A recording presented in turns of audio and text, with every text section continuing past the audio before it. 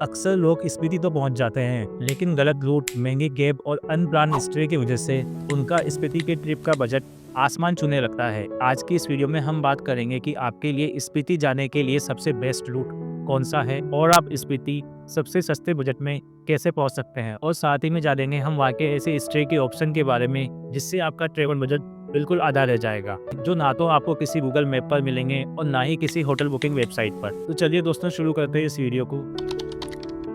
स्पीति पहुंचने के दो बेस्ट रूट हैं, एक मनाली से, एक शिमला से। अधिकतर लोग अपनी ट्रिप की शुरुआत मनाली से ही करते हैं क्योंकि ये रूट काफ़ी छोटा है, लेकिन दोस्तों सच कहूँ तो एक बजट ट्रिप के लिए शिमला वाला रूट सबसे बेस्ट रहेगा। इसके पीछे की एक ऐसी वजह है जो आपकी हेल्थ और पैसे दोनों से जुड़ी हुई है। इसके बारे में हम अगले पॉइंट में बात करेंगे। पहले बात कर लेते हैं ट्रांसपोर्ट की। अगर आप एक बजट ट्रेवलर हैं तो प्राइवेट टैक्सी तो भूल ही जाइए। स्पीति जाने के लिए आपके लिए बेस्ट तरीका है HRTC की बसें। शिमला से आपको रिकांगपिओ जाना है और रिकांगपिओ से आपको अर्ली मॉर्निंग सुबह 5 बजे वाली बस पकड़नी है, जो आपको मात्र 400 रुपये में गाजा तक पहुंचा देगी। अब बात कर लेते हैं आपके स्टे की।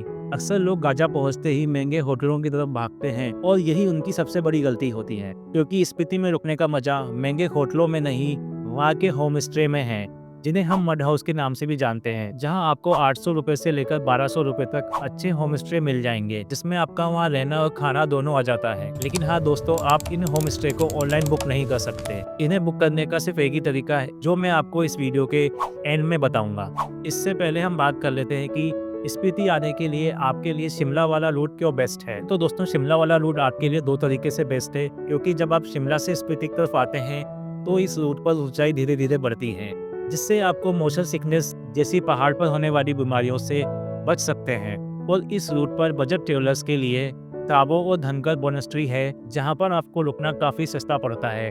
आप 200 से 300 रुपये में यहाँ आराम से रुक सकते हैं। अब बात करते हैं आपके सबसे बड़े सवाल की कि आखिर स्पीति घूमने में कितना खर्चा आएगा। अगर आप मेरे बताए हुए रूट से और बस से सफ़र करते हैं और गाजा में लोकल घूमने के लिए स्कूटी आदि रेंट करते हैं, तो आपके इस 7 से 8 दिन के ट्रिप पर लगभग 12 से 15 हज़ार रुपये खर्च होने वाले हैं, जिसमें आपका दिल्ली से दिल्ली तक का सफ़र कंप्लीट हो जाएगा।